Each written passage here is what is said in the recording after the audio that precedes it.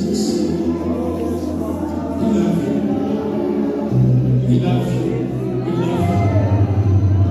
We love you. Love you, Lord.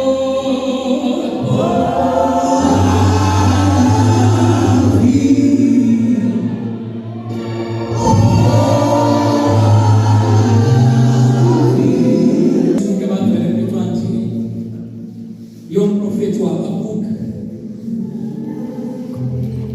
Habakuk incwadi yakhe ifundwe kaninzi ekonzweni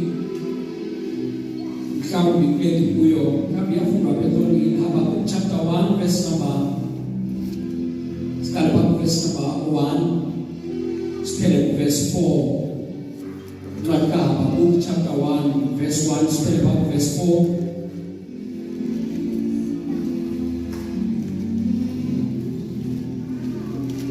Jesus.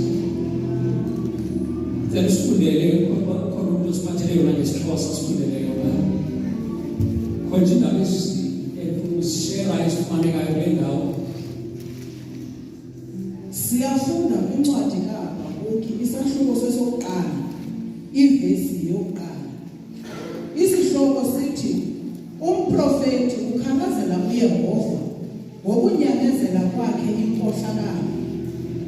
Isihlabo owasihlabayo uHabakuk umprofeti kunini na Yehova izibika ungeva ndikhala kuwe ndisithi ugonyamelo ungasindisi yini na ukuba undikhangelise ukutshinga ukondele okubi yimbuqo nogonyamelo phambi kwami kukho ubambano kuphakame ingxabano ngenxa yoko uyekelelwe umyalelo ukuze kungaveli naphakade okusesikweni kuba abangendawo bayawarhawula amalungisa ngenxa yoko okusesikweni kuphuma kujikekile. Amen. Kosmama siyavela. Bawo izwi lakho linamandla likubomu. Namhlanje usithetha ngalo uhlangwe imiphefumulo egameni likaYesu. Amen. Ndikhale ukuthetha ngesihloko namhlanje esingumbuzo esithi ungathini na ngokuthula kaThixo okanye masithini xa unokubonakala ngokunga uThixo uthule. Into emasiyenze okanye sinokuyenza xa unokunga ngathi ebomini bethu uThixo uthule. Mhlawumbi umuntu angabuza umbuzo kwakhona athi ukathulela uThixo aje athule abantu sebethandaza, athule uThixo abantu sebekholwa, athule uThixo abantu bemthembile bekholose ngaye, ukhe athulela uThixo.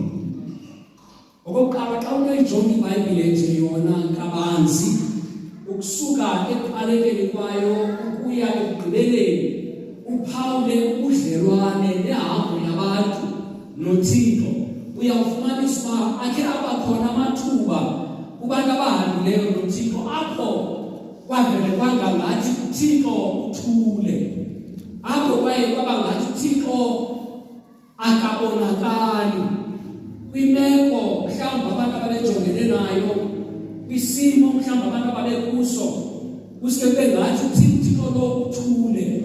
Then namhlanje abebadleni ufike ndibuze lo mbuzo othi how can you handle isilence kaThixo? Ungajongana njani na wena xa inguwe nokuthula kaThixo okanye nexesha lokungangathi uThixo uthule? Amen. Ungajongana kwamelana njani nexesha lokungangathi uThixo uthule? Okokuqala engazange akhe athethe. Engenawuthetha umntu ukuba ngaba akanabudlelwane kunye nawe. Amen. Asinawuthetha ngokuthula kukaThixo kubantu mhlawumbi abangakwaziyo ukuthetha kukaThixo. Uba ngaba wake wakuva ukuthetha kukaThixo, uyawuqaphela kwakhona xa kunokubakho ukuthula kukaThixo. Anama ndiyavakala na? Amen. Haleluya. Akhona amaxesha apha ebudlelwaneni bethu noThixo. Akhona amathuba apha kwihambo yethu yokukholwa, apho siye sithi sesikholwa siyenze yonke into edingekayo elukholweni, sithandaze, sibe khona enkonzweni, sithembeke kuThixo ngempilo yethu. Kodwa kubekho iimeko okanye iinkalo ezithile ebomini bethu apho sifika sijonga sibone ngathi uThixo uthule. Abantu abakhona nabantu abanayo loo experience. Amen. Apha sifunda kwincwadi kaHabakuk umprofeti ekuthiwa ngexesha lokuphila kwakhe umprofeti uHabakuk kwabakho ukuthula kukaThixo, ethula uThixo kwaSirayeli kungekuhlanga ilugonyamelo, violence, kungekho kuhle, iimeko zingemnandanga, abantu abakholwayo nabakholose ngoThixo beqinezelekile, ubulungisa bukaThixo busingelwa phantsi, abantu bethatha ububi bekuphakamisa endaweni yokulungisa, abantu bephakamisa izinto ezimenyekisayo uThixo nezingamzulisiyo, beziphakamisa zezona zinto zexabiso kunezinto ezizulisa uThixo. Ngelo xesha kuthiwa wathi ubona umprofeti uHabakuk yonke le nto, wakhala kuThixo. Amen.